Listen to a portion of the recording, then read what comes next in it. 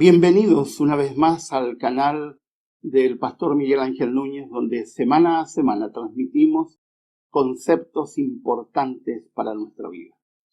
Gracias a todos aquellos que se dan el trabajo de escribirnos semana a semana. Hoy les pido que se acomoden, se sienten tranquilos, traigan sus Biblias. Hoy vamos a estudiar el libro de Habacuc. Vamos a estudiar el libro de Habacuc. No estudiarlo porque nos llevaría varias semanas de estudiarlo. Vamos a tomar algunas secciones del libro de Habacuc completo para poder entender un poco esta problemática. Habacuc, quien era cantante y músico del templo, construye un texto extraordinariamente lindo desde el punto de vista poético, está lleno de poesía.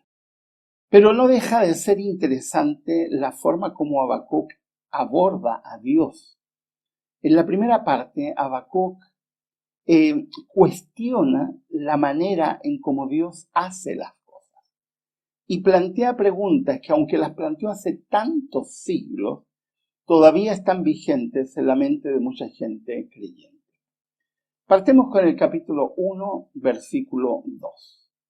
Donde Habacuc, con una honestidad a toda prueba, le grita a Dios: ¿hasta cuándo, Señor, he de pedirte ayuda sin que tú me escuches?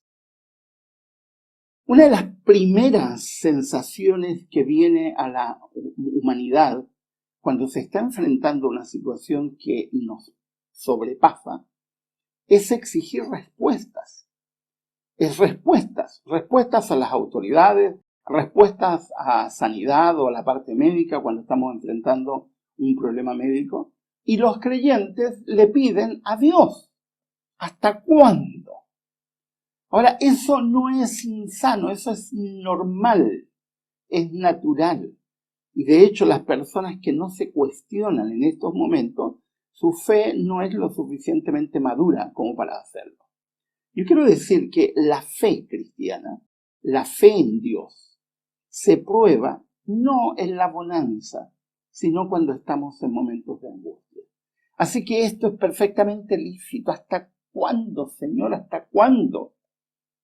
En estos días he tenido que atender a gente que se hace la misma pregunta. Ante la muerte de familiares cercanos, ante el enfrentar situaciones de pérdidas de trabajo, el tener que enfrentar situaciones angustiosas, ¿hasta cuándo? Luego agrega algo que era muy propio del tiempo de Habacuc: ¿hasta cuándo he de quejarme de la violencia sin que tú nos salves? Es normal que en tiempos de dificultades sintamos que de pronto estamos solos. Es normal. Es normal, así que no quiero herir ni que nadie se sienta mal o con culpa por hacer estas preguntas. Estas preguntas son lícitas y las hizo Habacuc. Así que no deberíamos preocuparnos o afligirnos o culpabilizar a quienes en medio de algo que los supera se hacen preguntas. Luego, versículo 3, sigue Habacuc, porque Habacuc no para, va a estar todo su libro haciendo preguntas hasta el final, donde cambia de actitud. ¿Por qué me haces presenciar calamidades? ¿Por qué debo contemplar el sufrimiento? Es una pregunta que se hacen los padres cuando ven sufrir a sus hijos. Los hijos, que en especial en esta pandemia, han visto sufrir a sus padres ancianos, producto de una enfermedad cruel que llegó de repente y que no estuvimos preparados para enfrentarla. Nadie. ¿Por qué, Señor? Ahora, el problema de esta pregunta es creer que la respuesta la tiene Dios, como si Dios fuera el provocador de las calamidades. Y Dios responde. Me estoy saltando algunos versículos que no podemos leer todo. Dios responde.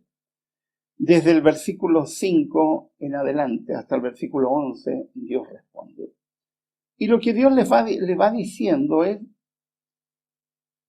Habacuc, hay cosas que tú no conoces, cosas que tú no entiendes. Y luego Dios le revela a Habacuc que va a utilizar la situación sociopolítica de su tiempo para intentar que a través de esas situaciones, que Dios no va a provocar, pero que sí va a permitir que ocurran, para que el pueblo pueda reaccionar, pueda tomar decisiones. Habla de los caldeos en el versículo 6 como un pueblo impetuoso que va a apoderarse de la tierra. Un pueblo temible y espantoso, dice el versículo 7. Describe en el versículo 8 el tipo de armamento que traen. Viene en el versículo 9 diciendo que van a venir con violencia. Está diciendo en el versículo 10 que van a ridiculizar a los reyes. Son un viento que a su paso arrasa con todo. Y aquí una primera gran reflexión. Dios provoca los sufrimientos. Dios provoca las pandemias. Piensen bien lo que van a contestar, porque el tipo de respuesta que da dependerá del tipo de Dios en el cual creemos. Si creemos en un Dios autoritario que no respeta a la mente humana, que no respeta al ser humano y sus decisiones, entonces la respuesta es Dios las provoca. Y lamentablemente esa es la respuesta que está dando mucha gente en medio de este sufrimiento mundial que tenemos a causa del coronavirus. Dios está detrás de eso. Perdónenme, yo no creo en eso. Yo me niego a creer en eso. Yo más bien creo que Dios, que tiene el control de todo, pero que no controla todo, fíjense. Dios que tiene el control de todo, pero que voluntariamente se exime de controlar todo, porque Dios no puede anular la voluntad humana, porque si la anulara, Dios sería injusto. Dios permite algunas situaciones, no porque Dios quiera manipular, porque Dios no hace eso. No porque Dios quiera provocar algunas situaciones, no, Dios no hace eso. Sino porque Dios que nos ama sabe que hay situaciones que no dependen de Él. Dios no formó a los caldeos, Dios no los constituyó violentos, pero le está diciendo a Habacuc, ellos vienen a Habacuc. Así que guarda tu ímpetu, tu angustia, tus preguntas, porque lo vas a necesitar mucho más confianza en mí en medio del dolor que te viene. Yo he escuchado en estos días a cristianos que de verdad creen en Dios, diciendo de que Dios ha enviado el coronavirus para que la gente tome decisiones y se acerque a Dios. ¡Qué horror decir algo así! Dios no provoca pandemias y enfermedades.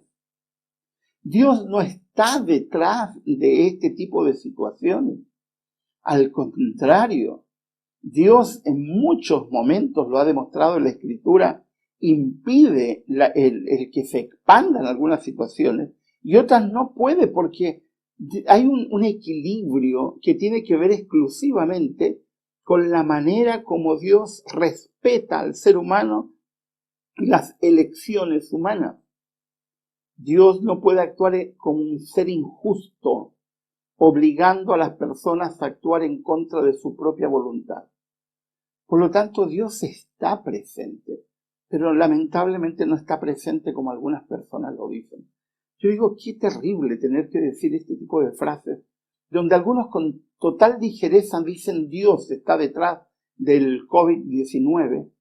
Claro, mientras a ti no te toca, mientras no seas tú el familiar de alguien que está sufriendo, mientras tú no estás sufriendo, es muy fácil decirlo. Distinto es cuando a ti te toca. Cuando a ti te toca, corresponde mirar a Dios. Hasta el momento Habacuc no ha entendido nada, solo cuestiona, solo se queja como algunas personas lo hacen. Luego, en la segunda parte, en el versículo 12, vuelve Habacuc a quejarse. Tú, Señor, existes desde la eternidad, versículo 12. Tú, mi santo Dios, eres inmortal, como si Dios necesitara panegíricos. Luego, versículo 13, si son tan puros tus ojos que no puedes ver el mal, no te es posible contemplar el sufrimiento, ¿por qué entonces toleras a los traidores? ¿Por qué guardas silencio mientras los impíos se tragan a los justos? Digo, Habacuc, ¿Qué parte del carácter de Dios no estás entendiendo? ¿Qué parte de la justicia de Dios no estás entendiendo? Y hay muchas que no están entendiendo. Pero yo entiendo a Habacuc, porque Habacuc está reaccionando como reaccionan todos los seres humanos. Achacarle a Dios o creer que Dios es el que está detrás de los acontecimientos que son errados. Muchas veces nosotros hemos visto a gente mala actuando mal y que aparentemente les va bien. ¿Cómo responde Dios? Capítulo 2. Dice, escribe la visión, versículo 2, y haz que resalte claramente en las tablillas para que pueda leerse de corrido. Una forma de decirle, no pongas con poca claridad, sé claro, porque quiero que la gente entienda claramente lo que quiero decirle. Versículo 4. El insolente no tiene el alma recta, pero el justo vivirá por su fe. El texto clásico que tomó Lutero para iniciar todo el proceso de la reforma. El insolente no tiene el alma recta, pero el justo vivirá por su fe. Y luego empieza Dios a describirle que la aparente quietud en la cual viven los malvados es precisamente eso, una aparente quietud. Tú no sabes cuál es su fin, tú no sabes exactamente cómo es que viven. Versículo 6, Dios da algunos ayes en contra de los injustos. Ay del que se hace rico con lo ajeno y acumula prendas empeñadas. ¿Hasta cuándo seguirá con esta práctica? No se levantarán de pronto sus acreedores, no se despertarán para sacudirte y despojarte con violencia. Versículo 9. Ay del que llena su casa de ganancias injustas, en un intento por salvar su nido y escapar de las garras del infortunio. En medio de esta pandemia hay miles de personas que están haciendo negocios con el sufrimiento. Veía el otro día una noticia de un medicamento que cuesta $10 y que está siendo vendido en un país a más de $2.000. Eso es ganancia deshonesta.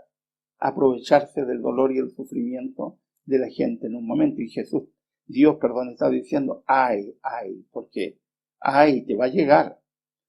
Versículo 12. Ay del que construye una ciudad con asesinatos y establece un poblado mediante el crimen. En esta pandemia se ha visto el egoísmo humano de una forma horrorosa. He visto videos de gente maltratando a personal médico para que no entre a sus casas porque la ignorancia crea tonterías y crea actitudes absurdas, actitudes irracionales, de gente reaccionando en contra de los sanitarios, de la gente del personal médico, aun cuando se están matando literalmente para proteger a otras personas, impidiéndoles entrar a sus casas o a sus departamentos por temor al contagio. Qué horrible. El ser humano en épocas de conflicto muestra su peor parte y su mejor parte. Pero dice, ay, porque de alguna manera va a llegar una consecuencia. Versículo 15. Ay de ti que emborrachas a tu prójimo, ay de ti que lo embriagas con vino para contemplar su cuerpo desnudo. Está hablando del problema de la lascivia que se da en estos contextos de una forma horrible, aprovechándose de la vulnerabilidad de mucha gente. He escuchado relatos horrorosos de países muy precarios, que en estas condiciones hay gente que se aprovecha porque tiene un poco más de recursos para aprovecharse de estas personas. Y luego sigue diciendo Dios, ten cuidado, Habacuc, porque tú no ves todo. Yo contemplo todo el panorama que tú no ves. Y luego habla de quienes confían en imágenes, versículo 18. ¿De qué sirve una imagen si quien la esculpe es un artesano? ¿De qué sirve un ídolo fundido si tan solo enseña mentiras? Empieza Dios a decirle, ay del que le dice al madero despierta y a la piedra muda levántate. En cambio el Señor está en su santo templo, guarde toda la tierra silencio en su presencia. Esto es algo que dice Dios. Lo del Santo Templo está mal traducido. En tiempos de Habacuc no existía un templo como hoy día lo pensamos. Habla de un santo lugar, de una santa, de tu santuario, que no se refiere al santuario terreno. Pero la frase interesante es: guarde toda la tierra silencio en su presencia. En otras palabras, Dios te invita: mantén silencio, ten cuidado. Tú no sabes lo que hay detrás del panorama de la historia. Si se descorre el velo de la historia, tú no sabes lo que hay. Guarda silencio. Ahora, Habacuc, en el capítulo 3, que es la parte central de lo que yo quiero expresar, entiende lo que ha ocurrido. Entiende en primer lugar su error al cuestionar a Dios. Y hace una oración. Todo el capítulo 3 es una oración de Habacuc. Dice: Señor, versículo 2, he sabido de tu fama. Tus obras, Señor, me dejan pasmado. En primer lugar, reconoce que Dios es Dios. Y yo le he dicho desde un principio que en tiempos de pandemia, en tiempos de crisis, es cuando descubrimos finalmente quién es Dios. Realízalas de nuevo en nuestros días, dalas a conocer en nuestro tiempo. En tu ira ten presente tu misericordia. La palabra ira hay que matizarla porque le hemos hecho decir a Dios cosas que Dios no dice. Es la manera antropológica de decir, es un antropomorfismo de un ser humano dándole atributos humanos a Dios. Lo que está diciendo: si vas a hacer algo, Dios, hazlo porque yo confío en ti. Y ese es el punto. ¿Confías en Dios? Es fácil confiar en Dios cuando no estás enfermo. Distinto es confiar en Dios cuando sí estás enfermo. Es fácil confiar en Dios cuando no está sufriendo un pariente tuyo. Pero qué difícil es confiar cuando tu hijo está sufriendo, cuando tu esposa está sufriendo. Ahí estamos ante una situación distinta. Versículo 3. De Temán viene Dios, del monte de Parán viene el Santo. Su gloria cubre el cielo y su alabanza llena la tierra. ¿Qué está diciendo Habacuc? Me olvidé de que Dios tiene un poder que yo no entiendo y que el poder de Dios abarca todo, todo, y que lo que debo reconocer yo es su gloria. No te olvides en este momento de dolor, de sufrimiento, que Dios sigue siendo Dios y que Dios no ha perdido el control, que aparentemente todo está descontrolado, pero no lo está, porque detrás del panorama de la historia hay un Dios que tiene tiempos, y no te aflijas pensando en que nos ha dejado solos, porque no lo ha hecho. Su brillantez, versículo 4, es la del relámpago. Rayos brotan de sus manos, tras ellos se esconde su poder. Una forma muy poética de decir: Dios está por sobre todo. Dios está, aunque tú no logres entenderlo, su poder está presente. Una plaga mortal le precede, un fuego abrasador le sigue sus pasos. Se detiene y la tierra se estremece. Lanza una mirada y las naciones tiemblan. Se desmoronan las antiguas montañas y se desploman las viejas colinas, pero los caminos de Dios son eternos. En otras palabras, te está diciendo: aunque vengan plagas como el coronavirus, aunque vengan incendios como los que están azotando algunos países hoy mismo de una forma descomunal, aunque vengan situaciones tan horribles como terremotos que tiren abajo las montañas, o aunque se desmoronen las viejas colinas, Dios es eterno. Es decir, Dios está por sobre todo eso. He visto afligidos los campamentos de Cusán y angustiadas las moradas de Madián. ¿Te enojaste, oh Señor, con los ríos? ¿Estuviste airado contra las corrientes? Tan enfurecido estabas contra el mar que cabalgaste en tus caballos y montaste en tus carros victoriosos. Descubriste tu arco, llenaste de flechas tu aljaba. Tus ríos surcan la tierra. Las montañas te ven y se retuercen. Pasan los torrentes de agua y ruge el abismo levantando sus manos. En otras palabras, lo que empieza a hacer Habacuc es lo que en literatura se llama un panegírico. Empieza a alabar a Dios y de entender el poder inmenso de Dios. Versículo 13. Saliste a liberar a tu pueblo, saliste a salvar a tu ungido, aplastaste al rey de la perversa dinastía, lo desnudaste de pie a cabeza. Se refiere al que había mencionado en el capítulo 1. Versículo 16. Al oírlo se estremecieron mis entrañas, a su voz me temblaron los labios, la cárcoma me caló en los huesos y se me aflojaron las piernas. Pero yo espero con paciencia el día en que la calamidad vendrá sobre la nación que nos invade. Aquí hay un elemento propio del tiempo de Habacuc. Habacuc entendió que Dios no provocaba que vinieran los caldeos, pero Dios estaba presente. Dios eterno seguía estando presente. Así como Dios no ha provocado el coronavirus, Dios sigue estando presente. Y es lo que no hay que olvidar. Y ahora viene la parte central, fíjense la parte central, el clima de la oración y del libro.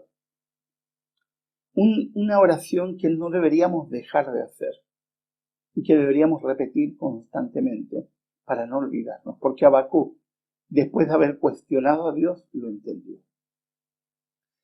Aunque la higuera no dé renuevos ni haya frutos en las vides, aunque falle la cosecha del olivo y los campos no produzcan alimentos, aunque en el aprisco no haya ovejas ni ganado alguno en los establos, aún así yo me regocijaré en el Señor, me alegraré en Dios, mi libertador. Esto es extraordinario. Habacuc, que partió cuestionando a Dios, incluso hasta siendo blasfemo con Dios, escucha la respuesta de Dios y entiende que Dios está por detrás de todos los acontecimientos que ocurren, y termina con una oración extraordinaria. La higuera era un fruto muy importante, daba higos, muy importante para la economía alimentaria de Palestina. Lo secaban, el fruto seco, y lo guardaban para el invierno. La uva era la base de muchos alimentos, no solamente producían jugo de uva, también producían algunos alimentos que guardaban especialmente para el invierno. Utilizaban todo, incluyendo las pepas. Y los campos, aunque no produzcan alimentos, habían otros alimentos que se daban mucho en el pueblo de Israel. Ellos utilizaban muchas legumbres, especialmente las lentejas y los garbanzos, que eran la base de su dieta. Aunque en los campos no produzcan garbanzos ni lentejas. Las ovejas no solamente les daban leche, las ovejas también les permitían preparar otro tipo de alimentos.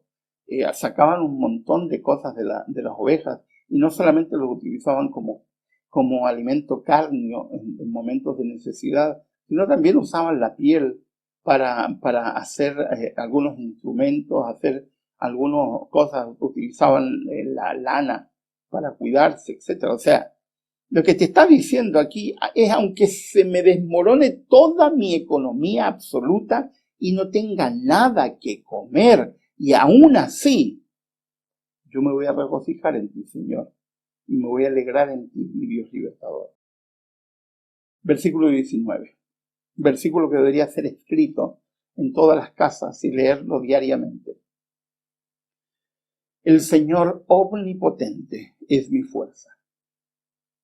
Da a mis pies la ligereza de una gacela y me hace caminar por las alturas. Cuando utiliza la palabra omnipotente, que en hebreo tiene la connotación de un Dios sin límite de poder, está diciendo, mi fuerza no proviene de que alguien descubre una vacuna, de que los políticos de turno solucionen todos los problemas económicos, de que todos mis problemas familiares se resuelvan, de que mi salud se restaure, no. Mi fuerza proviene de confiar en un Dios omnipotente, que aunque yo no logre entenderlo con total claridad, sé que detrás de la historia está Él actuando.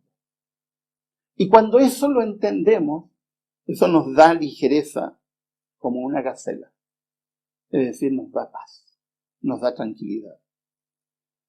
Hace muchos años atrás, a las 3 de la mañana, recibí una llamada telefónica de un amigo. Solo un amigo te llama a las 3 de la mañana. Un pastor. Y apenas pronuncia mi nombre, se pone a llorar.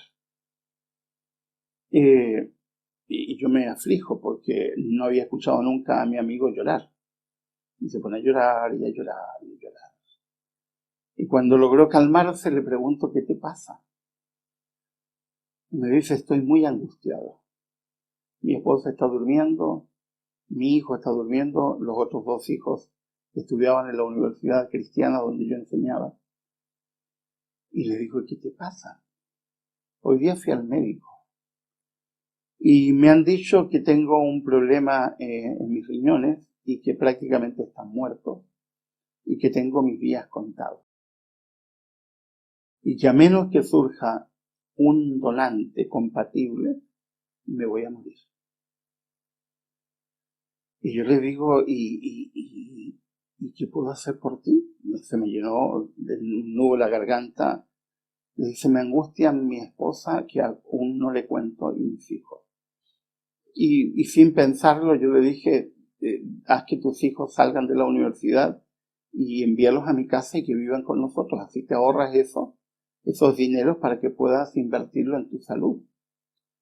Y él me dice, no, Miguel, no te preocupes. Lo que yo quería era que tú estés al lado de mis hijos. Porque en estos momentos mis hijos van a necesitar mucho tu apoyo. Y van a necesitar apoyo. Estuvimos conversando más o menos 1 hora. Yo diciendo las palabras que suele decirse uno decir en momentos de angustia. Y corto. Pasaron más o menos 2 semanas y no volví a saber de él, aunque lo llamé varias veces y no me contestó. Yo en ese intertanto hablé con los hijos, contuve a los hijos, su hija especialmente sufrió mucho pensando en la muerte de su padre.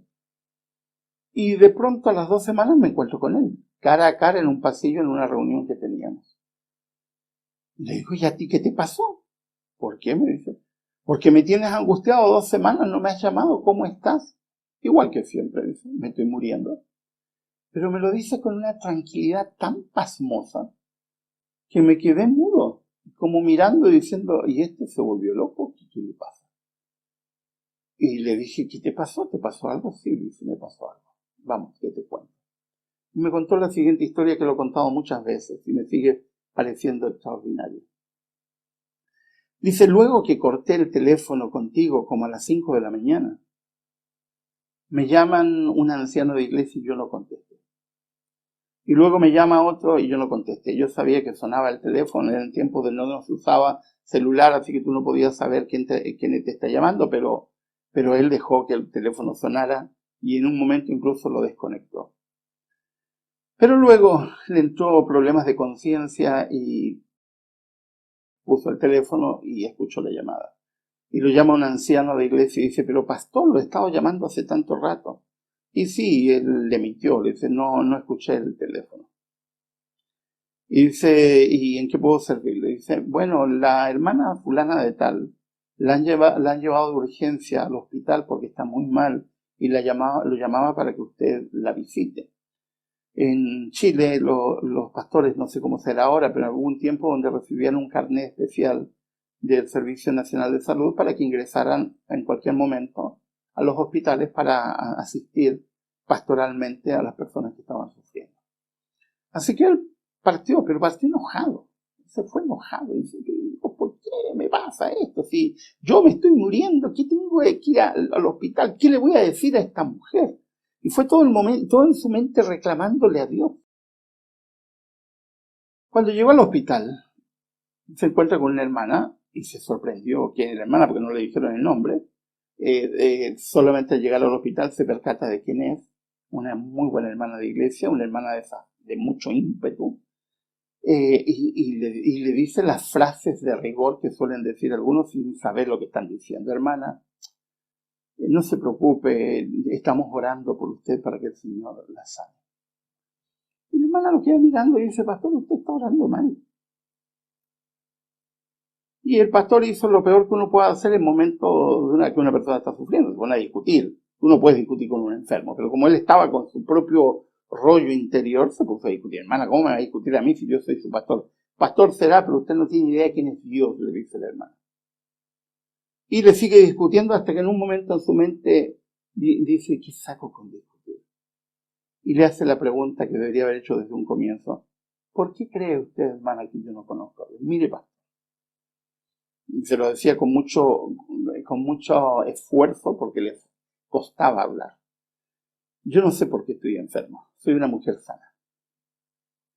Cuando me empecé a sentir mal, en torno a las 4:30, 5 de la mañana, le oré a Dios de esta forma. Le dije, Señor, no sé por qué estoy enfermo, pero aquí estoy. Si me muero, muero en paz porque tú me has acompañado durante todos estos años. Y si no me muero, seguiré viviendo en paz y seguiré creyendo en ti. Aquí estoy. Llamé a mi hijo cuando me sentía muy mal. Mi hijo envió una ambulancia, vino a él y aquí estoy. Yo estoy en paz, pastor. Yo no le tengo miedo a la muerte, no le tengo miedo al dolor. Yo sé que el dolor no depende de Dios y el sufrimiento no depende de Dios. Yo descanso en el Señor. A mí me parece que el que tiene problemas es usted, no yo. Así que, pastor, muchas gracias por visitarme, pero solucione sus propios problemas primero. Y mi amigo me dice, fue como que me hubieran dado una bofetada. Y dice que se dio media vuelta y se fue al jardín interno del hospital. Y allí se arrodilló y le pidió perdón a Dios y le dijo, Dios, perdóname. Quiero tener la convicción que tiene esta hermana. No sé qué va a pasar conmigo. Si depende de ti, ayúdame. Si no depende de ti, confío en ti. Aquí está mi vida. Y se levantó con una paz y una tranquilidad que es la que tenía ahí. Y le digo, ¿qué ha pasado? Me dice, nada, me están haciendo pruebas.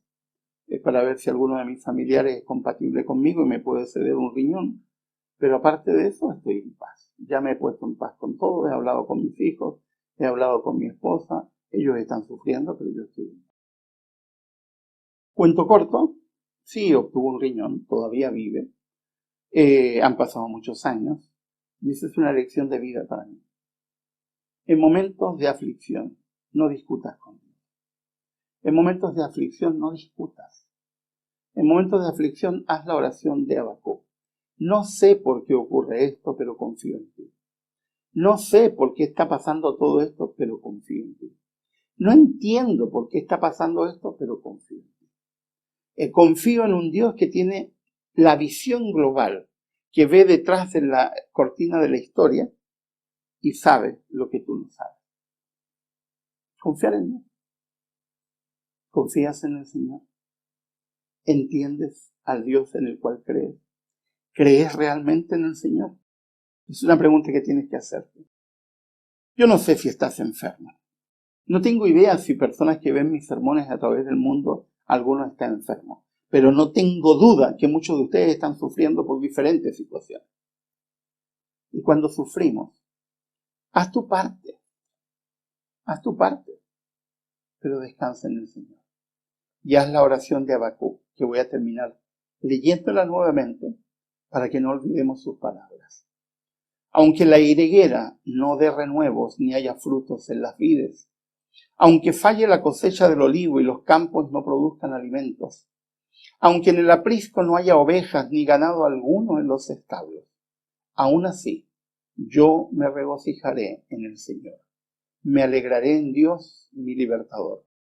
El Señor omnipotente es mi fuerza, da a mis pies la ligereza de una gacela y me hace caminar por las alturas. Que Dios les bendiga, que el Señor les acompañe, que su poder y su gracia estén con nosotros y su Espíritu Santo nos dé paz, nos dé paciencia, nos dé tranquilidad en momentos tan difíciles como los que estamos viviendo a nivel mundial. No olviden suscribirse al canal para que puedan llegarles anuncios de otros videos que publicamos. No olviden compartir con otros los sermones, si te han servido, porque es una forma de compartir la bendición. Que Dios les acompañe, que el Señor esté con ustedes. Les ha hablado el pastor Miguel Ángel.